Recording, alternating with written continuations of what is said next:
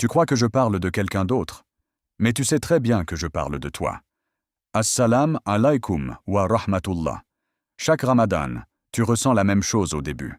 Une énergie nouvelle, une motivation presque spirituelle, une envie sincère de devenir une meilleure version de toi-même. Tu regardes le calendrier et tu te dis « Ce mois va me transformer ».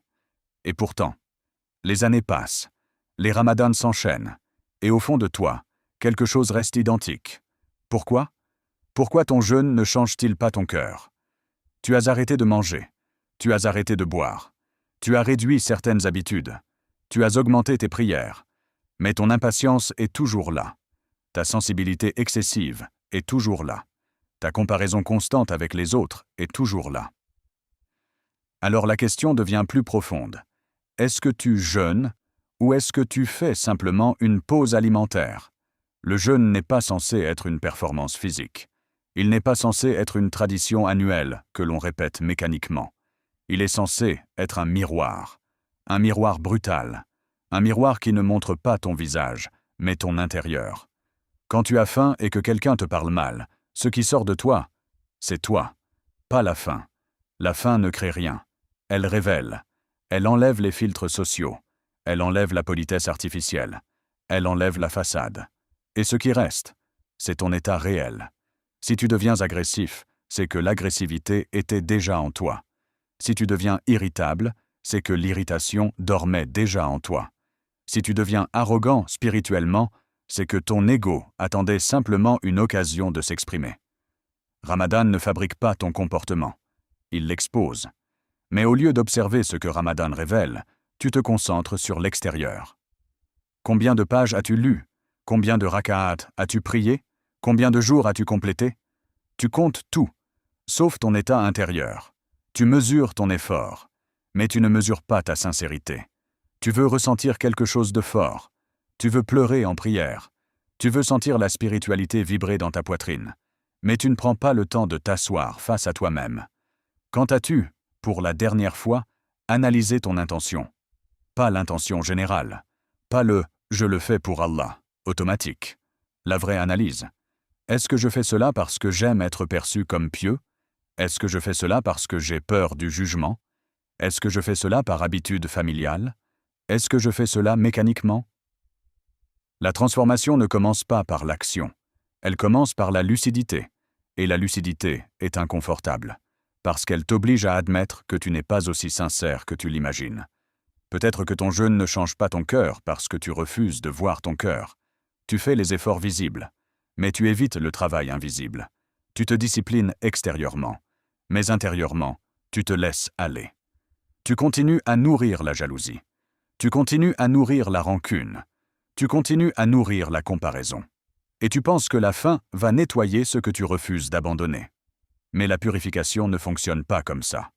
On ne nettoie pas une pièce en fermant les yeux. On la nettoie en regardant la poussière. Ramadan est censé ralentir ton rythme, mais tu continues à remplir tes journées de bruit. Téléphone, notifications, conversations inutiles, contenu rapide. Tu es en jeûne alimentaire, mais pas en jeûne mental. Ton esprit consomme toujours. Il consomme des images. Il consomme des distractions. Il consomme des comparaisons. Et un esprit saturé ne peut pas se transformer. Le cœur a besoin de silence. Mais le silence te fait peur. Parce que dans le silence, il n'y a plus d'échappatoire. Tu entends tes pensées. Tu ressens tes manques. Tu identifies tes blessures. Et au lieu de rester avec ça, tu cherches une distraction. Ramadan n'est pas venu pour te divertir. Il est venu pour t'exposer à toi-même. Et peut-être que ton cœur ne change pas parce que tu passes le mois à fuir cette confrontation. Tu veux la récompense. Mais veux-tu réellement la transformation ? La transformation exige que tu abandonnes certaines versions de toi. La version qui aime avoir raison. La version qui aime être admirée. La version qui aime dominer les discussions religieuses. La version qui se sent supérieure parce qu'elle fait plus. L'ego peut jeûner de nourriture, mais il peut se nourrir de spiritualité. Et ça, c'est encore plus dangereux. Tu peux devenir fier de ton humilité, fier de ta discipline, fier de ta constance. Et sans t'en rendre compte, ton jeûne nourrit exactement ce qu'il devait affaiblir. Le nafs est subtil. Il ne disparaît pas. Il s'adapte. Il transforme ton adoration en identité. Il transforme ta pratique en image. Il transforme ta sincérité en performance. Et tant que tu ne surveilles pas ton intérieur, tu peux jeûner des années sans jamais changer profondément. Le cœur ne se transforme pas parce que tu as faim. Il se transforme parce que tu observes ce que la faim révèle. Voilà le début. Il y a quelque chose que tu ne remarques pas pendant Ramadan. Ce n'est pas la faim. Ce n'est pas la fatigue. Ce n'est même pas la soif. C'est le silence. Ramadan crée des moments de vide. Moins de café, moins d'énergie, moins de stimulation physique. Et dans ces espaces plus calmes, quelque chose commence à remonter. Mais au lieu d'accueillir ce silence, tu le remplis immédiatement. Tu prends ton téléphone. Tu ouvres une application. Tu regardes une vidéo. Tu engages une conversation inutile. Pourquoi? Parce que le silence est dangereux. Pas extérieurement. Intérieurement. Le silence t'oblige à entendre ce que tu évites le reste de l'année.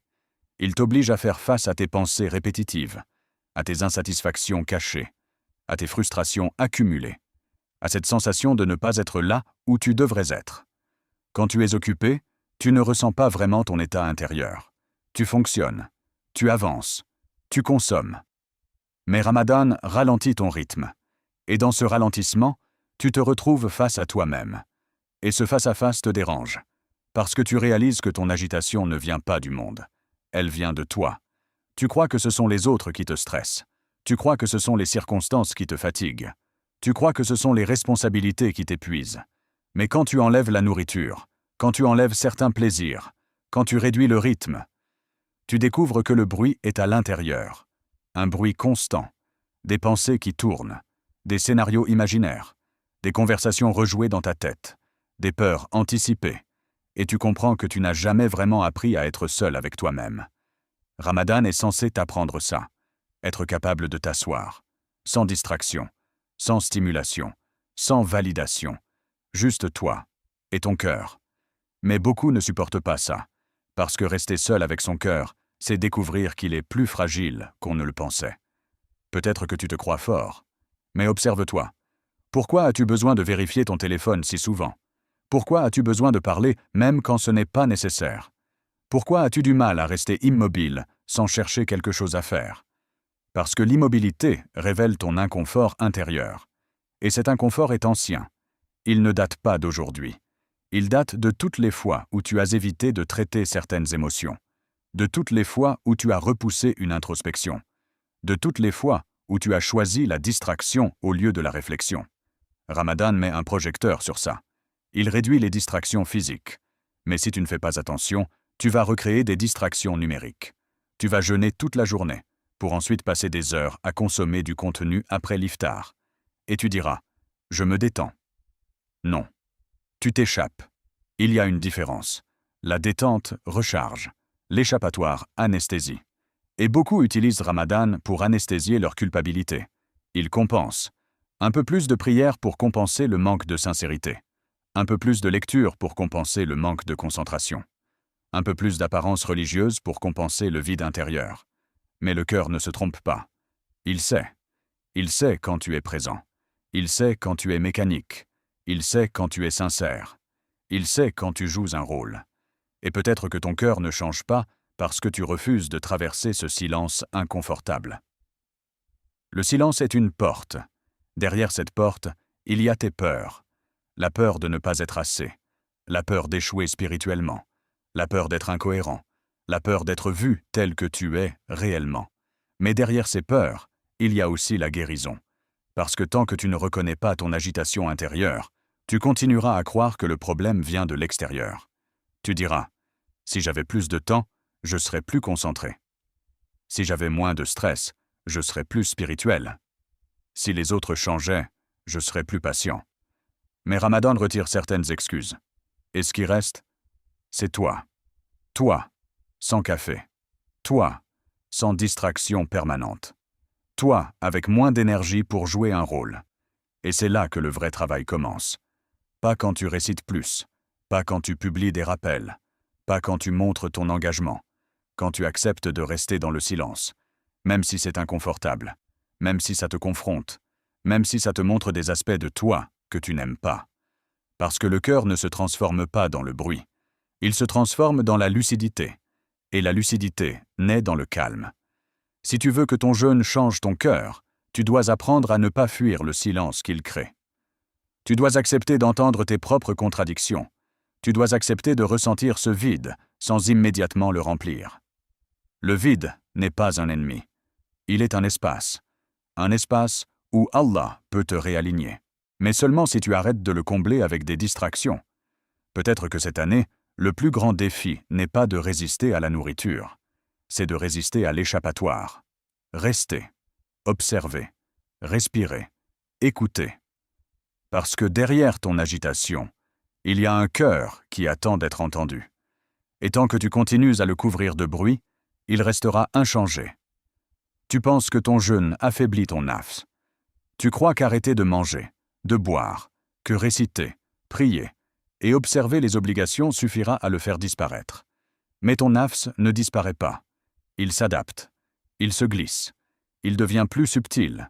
Il apprend à se nourrir autrement. Il se nourrit de fierté. Il se nourrit de comparaison. Il se nourrit du silence des autres. Il se nourrit de ton désir de paraître meilleur. Tu crois que tu es humble parce que tu pries plus que d'habitude. Tu crois que tu es pieux parce que tu lis le Coran en entier. Tu crois que tu es transformé parce que tu respectes tes obligations. Mais si dans le secret, dans l'absence de témoins, ton ego continue de régner, alors rien n'a changé. Ton nafs se cache derrière la pratique. Il se cache derrière les bonnes actions. Il transforme ton adoration en performance. Et c'est là que beaucoup échouent. Ils jeûnent le corps. Ils jeûnent la bouche. Mais ils ne jeûnent jamais le cœur. Pendant que tu te concentres sur ce que tu ne manges pas, sur ce que tu ne bois pas, sur ce que tu accomplis. Le nafs regarde, observe, et se faufile. Il te murmure « Regarde comme tu es discipliné. Regarde comme tu es meilleur que les autres. Regarde comme tu es constant. » Et tu ne remarques même pas que l'ego s'est glissé dans ton adoration. Le Ramadan est une opportunité, pas seulement de purifier ton corps, mais de purifier ton cœur. Mais pour purifier ton cœur, il faut oser regarder ton ego. Oser regarder tes contradictions. Oser admettre que tu es encore attaché au regard des autres, que tu continues à juger, à comparer, à ressentir du ressentiment. Le Ramadan n'est pas un spectacle. Il n'est pas une scène où tu dois performer. Il n'est pas une compétition avec les autres. Il est un combat silencieux avec toi-même. Ton nafs est intelligent. Il sait se cacher dans les détails. Il sait se cacher derrière les bonnes intentions. Il sait te faire croire que tu es sincère, alors que tu restes esclave de l'ego. Tu peux réciter le Coran parfaitement. Tu peux prier toute la nuit. Tu peux te lever avant l'aube. Mais si ton cœur continue à courir après l'approbation, à chercher la reconnaissance, à nourrir l'orgueil discret, alors rien n'a changé. Ton nafs ne jeûne jamais. Et tant que tu refuses de le reconnaître, tant que tu refuses de le combattre, il continuera à se nourrir, même pendant tes actes d'adoration. C'est pour ça que beaucoup reviennent du Ramadan, avec les mêmes comportements, les mêmes colères, les mêmes jalousies, les mêmes dépendances. Ils ont travaillé le corps, ils ont travaillé la bouche, ils n'ont pas travaillé le cœur. Le vrai changement ne se mesure pas par le nombre de prières ou de lectures. Il se mesure par ce qui reste en toi quand personne ne regarde. Il se mesure par la lucidité dans le silence, par la capacité à résister à ton ego, par la volonté de faire ce qui est juste, même sans spectateur. Le Ramadan est un test invisible, un test que tu peux perdre sans même t'en rendre compte. Mais le test n'est pas contre les autres, il n'est pas contre le temps, il est contre toi. Chaque moment où tu es tenté de juger, de comparer, de te plaindre intérieurement, c'est ton nafs qui essaie de se nourrir. Et chaque fois que tu choisis de rester conscient, de ne pas céder, c'est ton cœur qui grandit. Le Ramadan ne te change pas automatiquement. Il t'offre simplement l'opportunité de te confronter, l'opportunité de voir ce qui vit en toi, l'opportunité de décider si tu veux rester esclave de l'ego ou commencer à jeûner réellement, corps et cœur réunis. Tu arrives au bout de la journée. Le jeûne touche à sa fin. Tu as résisté à la faim. Tu as récité, prié, peut-être même médité. Et pourtant, quelque chose reste. Un vide, une sensation que tu ne peux pas combler, un poids que tu ne peux pas déplacer. Ce vide, Ce n'est pas l'absence de nourriture. Ce n'est pas la fatigue. Ce n'est pas l'ennui. C'est ton cœur qui te parle. C'est ton âme qui te regarde. C'est ce que tu as refusé de voir toute l'année. Tout ce que tu as essayé de fuir. Toutes les émotions que tu as repoussées. Toutes les parties de toi que tu refuses de confronter. Elles sont là, devant toi, silencieuses, implacables. Et tu réalises que le Ramadan ne t'offre rien de magique. Il n'y a pas de transformation instantanée. Il n'y a pas de révélation soudaine. Il n'y a que ce vide. Et ce vide est un cadeau. Parce qu'un vide reconnu devient une porte. Une porte vers la conscience. Une porte vers la transformation. Une porte vers une sincérité que tu n'as jamais connue. Mais beaucoup détournent le regard. Ils remplissent ce vide avec du bruit, avec des distractions, avec des actions superficielles. Ils se rassurent avec des accomplissements visibles, ignorant que le vrai travail se passe invisible. Le vrai Ramadan ne se mesure pas à la quantité de prières, ni au nombre de pages lues, ni à la durée des veillées. Il se mesure à la profondeur de ton silence intérieur, à la clarté de ton observation de toi-même, à ta capacité à voir ton ego, ton naf, ton orgueil, et à ne pas le laisser dominer ton âme. Tu comprends que le vide n'est pas un ennemi. Il n'est pas là pour te punir. Il est là pour t'éveiller, pour t'apprendre que la fin n'est rien si ton cœur reste saturé, que les prières sont inutiles si ton esprit continue à se disperser, que les invocations n'ont pas de poids si elles ne sont pas accompagnées de lucidité. Alors tu fais un choix. Soit tu continues à fuir ce vide, à le remplir avec des distractions, à prétendre que tout va bien. Soit tu restes dans le silence, tu écoutes, tu observes, tu acceptes ce qui vit en toi. Et c'est là que le miracle commence. Pas un miracle spectaculaire, pas une lumière soudaine, mais un miracle lent, imperceptible. Le miracle d'un cœur qui commence à jeûner vraiment. Le miracle d'un ego qui apprend à se taire. Le miracle d'une conscience qui devient témoin de chaque pensée, de chaque émotion, de chaque pulsion. Tu commences à voir tes réactions, tes jugements, tes comparaisons, tes envies, tes colères, tes peurs. Et au lieu de t'y accrocher, tu les observes. Tu les laisses passer. Tu ne les nourris plus. Ce que tu pensais être des défauts immuables, tu découvres qu'ils peuvent se transformer. Que ton cœur peut respirer. Que ton ego peut s'apaiser. Que ton nafs peut apprendre à être un serviteur, plutôt qu'un maître. Ramadan n'est plus seulement un mois. Il devient un chemin de conscience. Un chemin où chaque faim, chaque privation, chaque fatigue devient une leçon. Une leçon que personne ne peut te voler. Une leçon que personne ne peut comprendre à ta place.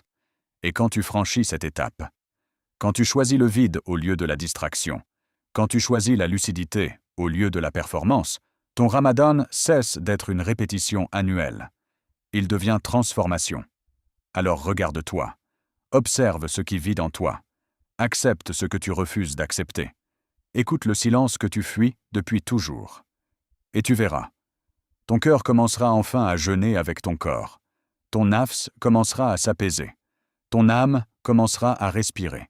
Et tu comprendras que ce que tu cherchais tout ce temps n'était pas dans la nourriture que tu retiens, ni dans les prières que tu multiplies, ni dans les invocations que tu récites, mais dans ce vide, dans ce silence, dans ce regard lucide que tu poses sur toi-même. Assalamu alaikum wa rahmatullah. Bienvenue sur l'enseignant de l'âme. Bienvenue dans ton vrai Ramadan.